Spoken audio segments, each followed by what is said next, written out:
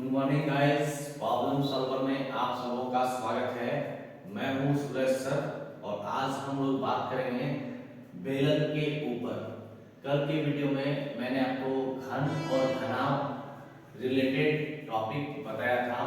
मैंने कल आपको घन और घनाभ का वक्र पृष्ठ क्षेत्रफल बताया था, उसका संपूर्ण पृष्ठीय क्षेत्रफल बताया था और दोनों आकृतियों का आयतन निकालना सिखाया था।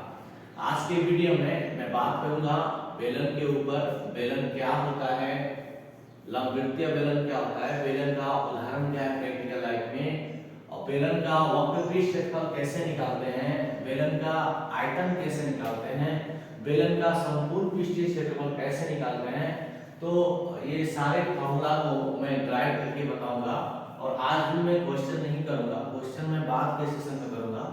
आज जस्ट मैं ड्राइव करूंगा, मैं जस्ट प्रूव करूंगा, मैं निकालना सिखाऊंगा बेलन का वक्र पृष्ठ क्षेत्रफल कैसे निकलता है, आयतन कैसे निकलता है और बेलन का संपूर्ण पृष्ठीय क्षेत्रफल कैसे निकलता है। तो चलिए सेशन को स्टार्ट करते हैं। आप हमारे साथ स्टार्ट हो जाइए पेन पेपर लेकर।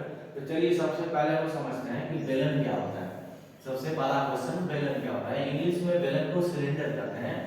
तो क्वेश्चन हुआ what do you mean by cylinder. Cylinder क्या होता है, देखिए सिलेंडर क्या होता है। कल की क्लास में मैंने बताया था कि कोई भी आकृति को बनाने के लिए या बताने के लिए हमें फलक का जरूरत पड़ता है और उसका बॉडी पार्ट का जरूरत पड़ता है। आपका कोई भी आकृति रहेगा, कल के उदाहरण में मैंने घन और घनाभ लिया था, तो मैंने आपको बताया था कि घनाभ में चार दीवार होता है तो उसका बॉडी का काम करता है। घन और घनाभ में ऊपर नीचे का जो फलक होता है वो उसका आधार का काम करता है। जस्ट लाइक एक बेलन में, देखिए यहाँ पे बेलन मैंने बना के दिखाया है। तो बेलन कुछ इस तरह का बनता है, बेलन कुछ इस तरह का बनता है। प्रैक्टिकल लाइफ में बेलन का एग्जांपल हो सकता है tube light, roller, pipe, pencil, pen, okay, पानी का टंकी, कुछ भी उस तरह का एग्जांपल हो सकता है। मैंने आपको यहाँ पे बता दिया है। तो सबसे पहले परिभाषा का बात करते हैं दोस्तों कि बेलन क्या होता है, सिलेंडर क्या होता है। तो बेलन वह त्रिविमीय आकृति होता है। बेलन वह त्रिविमीय आकृति होता है। त्रिविमीय इसलिए क्योंकि इसमें तीन विमाएं होती है। ओके, इसमें तीन विमाएं होती है, जिसमें भी तीन विमाएं होगी उसको हम त्रिविमीय आकृति कहते हैं। तो बेलन उस तरह की त्रिविमीय आकृति होती है जिसमें दो फलक होते हैं, फलक में दो आधार होते हैं, देखिए एक ऊपर एक नीचे, और एक वक्र पृष्ठ होता है, ये बॉडी वाला पार्ट। मतलब ये देखिए एक जो है फलक आपका ऊपर इस तरह, ये कैसा दिख रहा है, वृत्ताकार दिख रहा है। दूसरा फलक देखिए नीचे है, ये भी चूड़ी के जैसा दिख रहा है, वृत्ताकार दिख रहा है। और जो बीच का जो जगह आपको दिख रहा है, जो खड़ा खड़ा ये जो दो लाइन दिख रहा है आपको, ठीक है, इसको और ये जो बीच का पार्ट है इसको मिला के वक्र पृष्ठ कहते हैं। तो यहाँ से आपको परिभाषा समझ में आ गया। बेलन क्या है, बेलन एक ऐसी त्रिविमीय आकृति है जिसमें दो वृत्ताकार फलक होते हैं और एक वक्र पृष्ठ होता है। क्या कहा मैंने साथियों, बेलन एक ऐसी त्रिविमीय आकृति होती है जिसमें दो वृत्ताकार फलक होते हैं और एक वक्र पृष्ठ होता है। अब चलिए मैं आपको आगे बताता हूँ लंबवृत्तीय बेलन के बारे में। इसमें भी वही परिभाषा होगी, इसके वृत्ताकार फलकों के मध्य बिंदु को मिलाने वाली रेखाखंड आधार पर लंब होती है। बस थोड़ा सा यहाँ पे एक बात आपको याद रखना है कि लंबवृत्तीय बेलन में भी आपका दो फलक होगा, देखिए इस तरह दो फलक होगा। लंबवृत्तीय बेलन में भी वक्र पृष्ठ होगा, ठीक है। बस आपको यह ध्यान देना है कि ये जो वक्र पृष्ठ होगा ना, ये जो वक्र पृष्ठ होगा, ये वक्र पृष्ठ, इस वक्र पृष्ठ को बनाने में जो रेखाखंड इस्तेमाल हो रहे हैं, देखिए यहाँ पर रेखाखंड क्या होता है, दो बिंदुओं को जुड़ने से रेखाखंड बनता है। तो ये जो रेखाखंड है आपका, ये जो है फलक पर लंब होगा, फलक पर क्या होगा, लंब होगा। अगर आप देखिए मैंने इसमें आगे ले गया है, देखिए लंबवृत्तीय बेलन, ये देखिए आपका वृत्ताकार फलक है, ये आपका वृत्ताकार फलक है, ये आपका वृत्ताकार फलक है। ओके, दोनों फलकों के मध्य बिंदु को मिला देना है, दोनों फलकों वृत्ताकार फलकों के मध्य बिंदुओं को मिलाना है। तो देखिए इस वृत्ताकार फलक का मध्य बिंदु कहां पर है, यहां पर है। इस वृत्ताकार फलक का मध्य बिंदु कहां पर है, यहां पर है। तो इसको आप जब मिला दीजिएगा, देखिए इसको जब आप मिला दीजिएगा, देख रहे हैं ना साथियों, इसको जब आप मिला दीजिएगा तो ये यहाँ पर 90 डिग्री बना रहा है, ये यहाँ पे 90 डिग्री बना रहा है, ठीक है। और तो वही मैंने लिखा है कि जब जब किसी बेलन के वृत्ताकार फलकों के मध्य बिंदु को मिलाने से जो रेखाखंड आधार पर लंब बना देती है उसे हम लोग लंबवृत्तीय बेलन कहते हैं। तो ये आपका वृत्ताकार फलक है, ओके, ये भी आपका वृत्ताकार फलक है। इसका मध्य बिंदु देखिए बी है, इसका मध्य बिंदु ओ है। तो बी से ओ को मिला देंगे, दो अंतर बिंदु को मिलाने से रेखाखंड बनता है, लाइन सेगमेंट। तो ये इस पर कितना डिग्री बना देगा आधार पर 90 डिग्री। मतलब हम ये बोल सकते हैं कि यहाँ पर जो ऊंचाई है h वो लंब हो जाता है किस पर, त्रिज्या पर। लंबवृत्तीय बेलन में जो हाइट होता है वो रेडियस पर परपेंडिकुलर हो जाता है। तो यहाँ h और r के बीच 90 डिग्री बनता है। सो आई होप आप समझ गए लंबवृत्तीय बेलन के बारे में। इसको नोट डाउन कर लीजिए या फिर स्क्रीनशॉट ले लीजिए, ठीक है। चलिए आगे मैं बात करता हूँ कि लंबवृत्तीय बेलन का CSA कैसे निकालते हैं। कल मैंने आपको बताया था CSA का मतलब होता है कर्व सरफेस एरिया, हिंदी में उसको कहते हैं वक्र पृष्ठीय क्षेत्रफल। तो इस पर जल्दी नोट डाउन कीजिए, फिर हम लोग पढ़ेंगे बेलन का वक्र पृष्ठीय क्षेत्रफल। ओके, चलिए मिटा रहा हूं।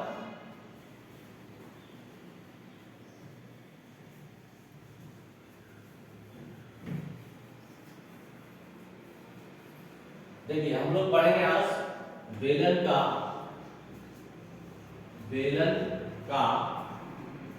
वक्र पृष्ठ क्षेत्रफल, बेलन का वक्र पृष्ठ क्षेत्रफल। ओके, एक बेलन का मतलब यहाँ लंबवृत्तीय बेलन को लेकर है। तो एक बेलन का वक्र पृष्ठ क्षेत्रफल कैसे निकालते हैं, curve surface area, curve surface area. Okay, तो इसके लिए मैं क्या करता हूं, मैं आपको एक जादू दिखाता हूं, ठीक है। आपको एक जादू दिखाता हूं। देखिए ये मेरे पास एक पेपर है, ये पेपर आपको कैसा दिख रहा है। देखिए ये पेपर आपको आयताकार दिख रहा है, ये पेपर आपको कैसा दिख रहा है, आयताकार दिख रहा है। इस पेपर में यहां से यहां तक का दूरी को क्या करूंगा, सॉरी, इस पेपर में यहां तक की यहां की लंबाई को क्या करूंगा, इसे हम लोग आयत का लंबाई कहते हैं। इसका विपरीत भुजा भी क्या होगा, आयत का लंबाई होगा। इस छोटी भुजा को क्या कहते हैं, चौड़ाई कहते हैं। इस छोटी भुजा को क्या कहते हैं, चौड़ाई कहते हैं। आप देख लीजिए ध्यान से, मैं इस पेपर को रोल करूंगा इस तरह, ये देखिए इस तरह इसे रोल करूंगा।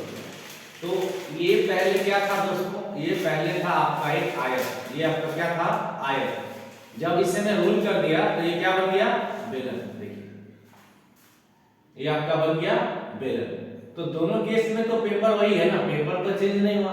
इसका ये मतलब हुआ कि इस पेपर का जो क्षेत्रफल होगा आयत के रूप में, तो ये पहले आयत था, इसको मोड़ने के बाद ये आपका बन गया बेलन। आपका क्या बन गया, बेलन बन गया। तो ये जो आपका बेलन बनेगा इस तरह, तो इसमें भी तो वही सेम पेपर यूज हो रहा है। तो क्या आप कह सकते हैं कि आयत का क्षेत्रफल बराबर बेलन का वक्र पृष्ठ क्षेत्रफल, क्योंकि जब ये मुड़ रहा है, जब ये इस तरह मुड़ रहा है, तो आप इसके, जब ये मुड़ रहा है तो आप इसके बॉडी पार्ट की बात कर रहे हैं, वक्र पृष्ठ का बात कर रहे हैं। आप ये जो राउंड इस तरह घुमा हुआ है, आप इसका बात कर रहे हैं। आप इसके इस आधार और इस आधार की बात नहीं कर रहे हैं। ओके, इस आधार और इस आधार की बात नहीं कर रहे हैं। जब आप इस पेपर को लंबाई के अनुदिश इस तरह मोड़ दे रहे हैं, तब ये आपका बेलन बन जा रहा है। ये आपका क्या बन जा रहा है, बेलन बन जा रहा है। ओके, ये आपका बेलन बन जा रहा है। आप एक चीज थोड़ा सा गौर कीजिए, जब इसको आप घुमा रहे हो, जब इसको आप घुमा रहे हो तो घूम कौन रही है, लंबाई घूम रही है। देखिए घूम कौन रही है, लंबाई घूम रही है। तो मैं आपको ये बताना चाहता हूं, देखिए अब मैं इस तरह समझाता हूं, आपको बहुत इजीली समझ में आएगा कि मैंने क्या किया। मैंने एक आयत लिया इस तरह ABCD, मैंने आयत लिया ABCD, मैंने इसका लंबाई को क्या लिया L, चौड़ाई को क्या लिया B। तो मैंने आपको बताया है आयत का क्षेत्रफल क्या होता है, आयत का क्षेत्रफल, आयत का क्षेत्रफल क्या होता है, लंबाई गुना चौड़ाई, लंबाई गुना चौड़ाई। ये आपको तो समझ में आ गया। अब ये मेरा आयत है, मैं जब इस पेपर को मोड़ रहा हूं इस तरह, जब इस पेपर को मोड़ रहा हूं तो ये पेपर तो पेपर ही है ना, बस इसका आकृति चेंज हो गया। अब इसका नाम क्या हो गया, इसका नाम हो गया बेलन। क्या नाम हो गया, बेलन। तो जो आयत का क्षेत्रफल था वही बेलन का क्षेत्रफल होगा, क्योंकि देखिए आयत का क्षेत्रफल में क्या करते हैं, क्षेत्रफल क्या होता है, अंदर के घिरे भाग को क्षेत्रफल कहते हैं। किसी बंद आकृति के अंदर घिरे भाग को क्षेत्रफल कहते हैं। तो आप यहां से जो अंदर निकाले इसको कैलकुलेट करके क्या लिखे आप, आयत का क्षेत्रफल बराबर लंबाई गुना चौड़ाई। मैं बोल रहा हूं इसको आप मोड़ दीजिए इस तरह, लंबाई के अनुदिश इसको आप मोड़ दीजिए। तो जब आप इसको मोड़ रहे हैं तो अगेन आपको यही ना निकालना है, देखिए अगेन आप यही निकाल रहे हैं। ये आप इस तरह निकाल रहे थे, आप जब मोड़ दे रहे हैं तो भी आप इसको इस तरह निकाल रहे हैं।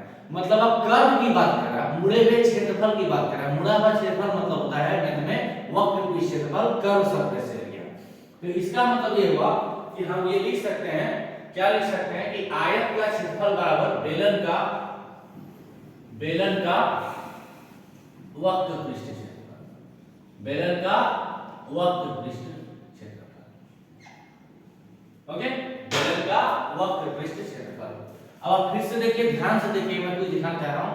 सारा टॉपिक इसी पेपर के ऊपर है, ये आपको समझ में आएगा। इसमें मैं प्रैक्टिकल तरीके से बता रहा हूं, मैं इधर बताते चल रहा हूं, मैं बोर्ड में लिखते चल रहा हूं। फिर से ध्यान दीजिए, ये आपका आयत है, ये आयत का लंबाई है। इसको जैसे मैं घुमा रहा हूं, इसको मैं जैसे घुमा रहा हूं, ये आपका जो लंबाई वाला पार्ट है ये घूम जा रहा है, और ये लंबाई वाला पार्ट घूम के आपका क्या बना है, एक वृत्त बना रहा है। देखिए ध्यान से, ये आपका क्या बन जा रहा है, वृत्त बन जा रहा है। देखिए ये लंबाई था L, ये ऐसे घूम गया। ये जो घुमा हुआ भाग दिख रहा है आपको ऊपर में, ये तो वृत्त बना रहा है। इसका मतलब ये जो आयत का लंबाई है ये वृत्त का परिधि के बराबर है। ये जो रेक्टेंगल का जो लेंथ है यही आपका सर्कल का सर्कमफेरेंस बन रहा है। इसका मतलब क्या आप लिख सकते हैं कि पेपर को मोड़ने से आपका पेपर का लंबाई क्या था L, जब आपने पेपर को मोड़ दिया तो पेपर को मोड़ने से आपका L किसका जगह ले रहा है, एक सर्कल का। और सर्कल का लंबाई क्या होता है, सर्कमफेरेंस। सर्कल का लंबाई को वृत्त का परिधि कहते हैं, और आपने आयत का लंबाई को L माना है। तो यही L आपका मोड़ के ना वृत्त बना रहा है, यही L आपका मोड़ के क्या बना दे रहा है, वृत्त बना दे रहा है। तो यहां से यहां तक का जो लंबाई होगा, मोड़ने से भी तो वही लंबाई होगा, लंबाई चेंज हो जाएगा क्या, लंबाई चेंज नहीं होगा। ये यहां से यहां 8 सेंटीमीटर, इसको घुमा के भी नापूंगा तो 8 सेंटीमीटर, लेकिन देखिए इसका स्ट्रक्चर चेंज हो गया, ये आपका वृत्त बन जा रहा है। ये आपका क्या बन जा रहा है, वृत्त। तो आपका जो लंबाई है वो वृत्त का परिधि बन जा रहा है, क्योंकि वृत्त के चारों ओर की लंबाई को परिधि कहते हैं। इस पेपर को मोड़ने से ये चारों ओर का लंबाई किसके बराबर जा रहा है, L के बराबर जा रहा है। आपने जिसको लंबाई कहा है उसको मोड़ने से वो चारों ओर का लंबाई होता है, और चारों ओर की लंबाई को क्या कहते हैं, वृत्त का परिधि। और वृत्त की परिधि क्या होती है, वृत्त की परिधि क्या होती है, भूल मत जाना यार, वृत्त का परिधि 2 पाई r। आपको याद रखना है, वृत्त का परिधि 2 पाई r।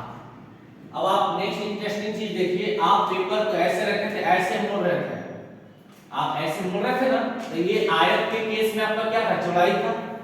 ये यहां से यहां तक क्या था, चौड़ाई था। जब आप इसको मोड़ रहे हो ये बेलन बन गया, बेलन में यहां से यहां तक क्या करते हैं, ऊंचाई करते हैं। इसका मतलब ये हुआ कि पेपर को जब लंबाई के अनुदिश मोड़े तो पेपर का चौड़ाई में बदलाव नहीं हुआ, चौड़ाई जैसे का तैसे रह गया, सिर्फ लंबाई मुड़ गया। देखिए सिर्फ लंबाई मुड़ रहा है, चौड़ाई तो जितना मात्रा था पहले अभी भी उतना ही है, लेकिन देखने का नजरिया चेंज हो गया। ये बेलन का ऊंचाई दिख रहा है, ये क्या दिख रहा है, बेलन का ऊंचाई दिख रहा है।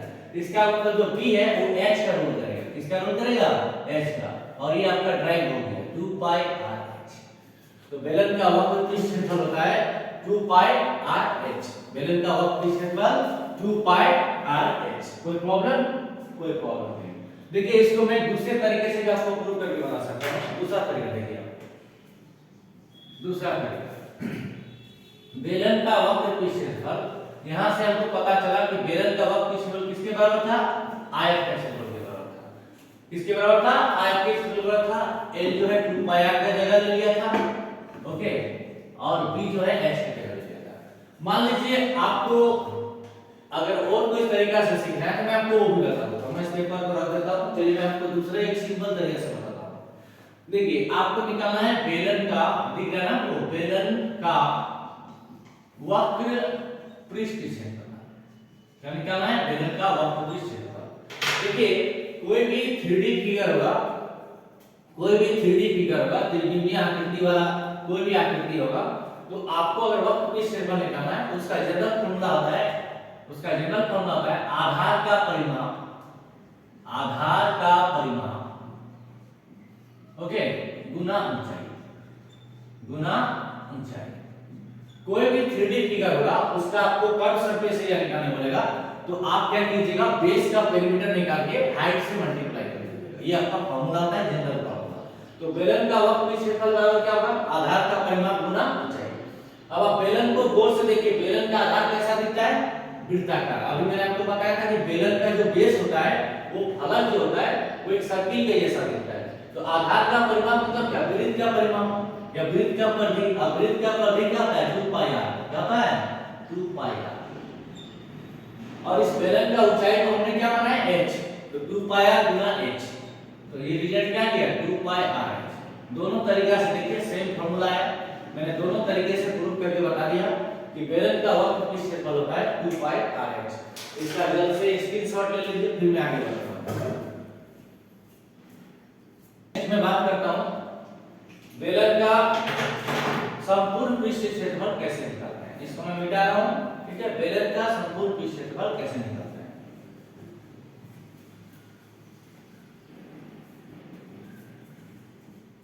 तो अब हमें पढ़ना है बेलन का संपूर्ण पृष्ठ, बेलन का संपूर्ण पृष्ठ क्षेत्रफल, शॉर्ट में लिखता हूं टोटल सरफेस एरिया।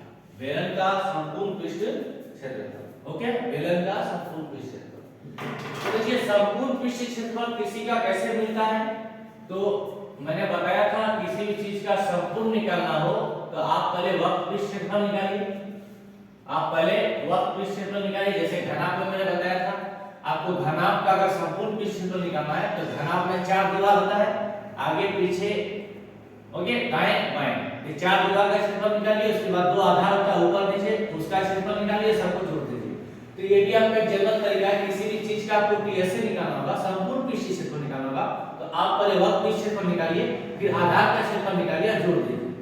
ये हर जगह आपका लागू होगा, हर आकृति में तरीका सही होगा आपका प्रूव करने के लिए। तो बेलन का संपूर्ण पृष्ठ क्षेत्रफल, तो संपूर्ण मतलब क्या हुआ, मुझे बेलन का इस आधार का क्षेत्रफल निकालना है, मुझे इस बेलन का इस आधार का क्षेत्रफल निकालना है, और मुझे इस बेलन का बॉडी भी निकालना है, इस बॉडी के अंदर कितना क्षेत्रफल। अब देखिए तीनों जोड़ दूंगा तो ये बेलन पूरा बन गया कि नहीं बन गया। इसीलिए किसी भी फिगर का, किसी भी आकृति का संपूर्ण पृष्ठ क्षेत्रफल क्या होता है, वक्र पृष्ठ क्षेत्रफल प्लस आधार का क्षेत्रफल। आई थिंक आपको क्लियर हो गया, वक्र पृष्ठ क्षेत्रफल प्लस आधार का क्षेत्रफल। तो एक बेलन बनाने के लिए एक वक्र पृष्ठ लगता है, तो एक वक्र पृष्ठ क्षेत्रफल, और बेलन बनाने के लिए कितने आधार लगते हैं, 2 आधार लगते हैं। तो वक्र पृष्ठ क्षेत्रफल प्लस 2 गुना आधार क्षेत्रफल, 2 गुना आधार क्षेत्रफल। आई थिंक यहां तक क्लियर हो गया। चलिए अभी हम लोगों ने ड्राइव किया बेलन का वक्र पृष्ठ क्षेत्रफल क्या होता है, 2 पाई r h। क्या होता है, 2 पाई r h। और आधार, बेलन का आधार कैसा दिखता है, चूड़ी के जैसा, वृत्त के जैसा। तो आधार का क्षेत्रफल में वृत्त का क्षेत्रफल, वृत्त का क्षेत्रफल क्या होता है, पाई r स्क्वायर। कितना होता है, पाई r स्क्वायर। तो एक वृत्त नीचे एक वृत्त ऊपर, तो टोटल आधार 2। तो एक वृत्त के लिए पाई r स्क्वायर, तो 2 वृत्त के लिए 2 पाई r स्क्वायर। यहां तक आपको समझ में आ गया। चलिए नेक्स्ट स्टेप देखिए, 2 पाई r कॉमन है, घर से बाहर निकाल दीजिए। 2 पाई r क्या बच गया अंदर, h, और यहां पे क्या बच गया, r। और यही आपका प्रूफ हो गया, ठीक है। तो बेलन का वक्र संपूर्ण पृष्ठ क्षेत्रफल क्या होता है, 2 पाई r into h plus r। Any problem, no problem. चलिए लास्ट पॉइंट पे, जो हमारा आज का लास्ट पॉइंट है, बेलन का आयतन, उसको भी आप सीख लीजिए। बेलन का आयतन, बेलन का आयतन। तो कल मैंने आपको पढ़ाया था कि कोई भी 3D फिगर रहेगा, कोई भी त्रिविमीय आकृति रहेगा, उसका आयतन कैसे निकालते हैं, आधार का क्षेत्रफल को निकाल के ऊंचाई से मल्टीप्लाई कर देते हैं। देखिए वक्र पृष्ठ क्षेत्रफल जब निकालते हैं तो परिमाप निकाल के ऊंचाई से मल्टीप्लाई करते हैं, और जब संपूर्ण, जब हम लोग आयतन निकालते हैं तो बस परिमाप की जगह क्षेत्रफल लेते हैं आधार का, और ऊंचाई से मल्टीप्लाई कर देते हैं। तो बेलन का आयतन बराबर हो जाएगा, बेलन का आयतन बराबर हो जाएगा आधार का क्षेत्रफल, आधार का क्षेत्रफल गुना ऊंचाई। अब देखिए, आप एक बात समझिएगा, ये आपका वृत्त है आधार, मान लीजिए चूड़ी, तो चूड़ी के ऊपर चूड़ी के ऊपर चूड़ी के ऊपर चूड़ी के ऊपर चूड़ी के ऊपर चूड़ी रखते जाइए, क्या ये ड्राम जैसा नहीं बन जाएगा? ये बन जाएगा ना बेलन के जैसा। तो क्या हम ये बोल सकते हैं कि हम एक आधार को निकाल लेते हैं और x ऊंचाई तक उठा देते हैं। हम एक चूड़ी का क्षेत्रफल निकाल लेते हैं और उसको हम धीरे धीरे धीरे h ऊंचाई तक उठा देते हैं। तो एक चूड़ी का क्षेत्रफल अगर मेरा एक चूड़ी का क्षेत्रफल अगर पाई स्क्वायर होगा तो इस तरह का हम h चूड़ी यहाँ पे डाले तो h चूड़ी के क्या हो जाएगा h गुना पाई स्क्वायर। तो रिजल्ट क्या आएगा पाई स्क्वायर h। देखिए कितना सिंपल सा चीज है, आप लोग याद करते हैं, याद कुछ करना ही नहीं है, समझ में आ गया ना। उसी को मैंने लिखा है बेलन का आयतन बराबर आधार का क्षेत्रफल गुना ऊंचाई। अब बेलन का आधार कैसा दिखता है? तो बेलन का आधार वृत्ताकार दिखता है। तो वृत्त का क्षेत्रफल क्या होता है? पाई r स्क्वायर होता है। क्या होता है? पाई r स्क्वायर होता है। बेलन का ऊंचाई हमने क्या माना है? h। तो रिजल्ट क्या आ गया? पाई r स्क्वायर h। पाई r स्क्वायर h। ओके, पाई r स्क्वायर h। तो मैंने आपको बेलन से रिलेटेड सारे कॉन्सेप्ट फॉर्मूले समझा दिया, महत्वपूर्ण पद परिभाषा समझा दिया। ओके, आपको अगर हमारा पढ़ाने का तरीका अच्छा लगा, वीडियो अच्छा लगा, तो हमारे channel problem solver by Suresh sir को जरूर सब्सक्राइब कीजिएगा, शेयर कीजिएगा, लाइक कमेंट कीजिएगा, बेल आइकन बटन जरूर दबाइएगा। तो आज की सेवा यहीं तक। हमसे जुड़े रहने के लिए आप सबों को धन्यवाद और जाते जाते एक बार नमस्कार।